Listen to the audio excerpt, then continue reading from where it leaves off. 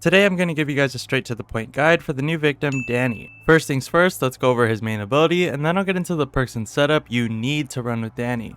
With Danny, he is able to interact with things and tamper with certain actions that make it so the family cannot reverse whatever action is done. For example, the fuse box when tampered with cannot be turned off by one of the family members. Same with the valve. The doors will still close after a certain amount of time, but they cannot be closed by the family. To do this, you will first want to acquire knowledge to help with this tampering ability. When you tamper, you will have the option to use your knowledge to fill up the bar. With no knowledge, you will have to fill up the whole bar manually, which takes a while. You can acquire knowledge by inspecting. You will see the inspect option pop up next to certain objects like TVs, lights, radios, toolboxes, fuse box, and more. If you're not in any danger, I highly recommend using the inspect option before tampering. And also just as you're going through the game, like when you get lockpicks, make sure to inspect the toolbox afterwards and really just anything you're passing by.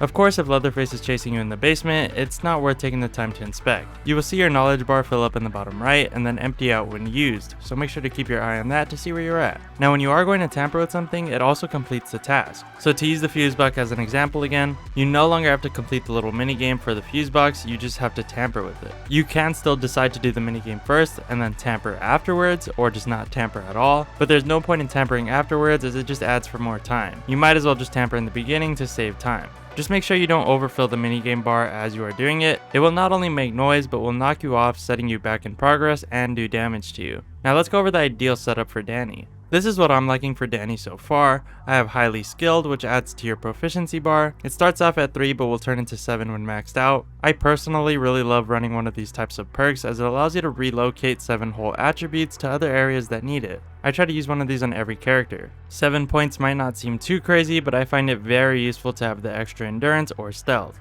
Do know that you cannot have 50 proficiency and this perk stacked. The max is the max. So if you have 48 out of 50 on your proficiency bar and you get an additional 7 from this perk, you are really only getting 2 out of it. So either run a different perk or take off those extra attribute points and put them somewhere else. Just make sure you aren't overusing your attribute points to somewhere that doesn't need it. Next perk is Fast Hands, which makes it so that if a family member is close, it will increase your progress for each tap on the lockpick minigame. With this perk maxed out and full proficiency, you will get doors open very quickly. This particularly comes in clutch when you're in a scenario where the killer is closing in on you and you would just have to get this last door open. You're able to quickly get it open with a couple of taps, maybe take a hit or two and get out just in time. The last perk I'm running is Intuition. This is more of a personal preference. One of my biggest issues is figuring out where I need to take a valve or a fuse, and with this perk that spot will be highlighted. I always come across a fuse or valve and then can never find where to put it. With this perk that is no longer an issue for me. Especially as we all are learning the new map, this perk will prove to be very useful.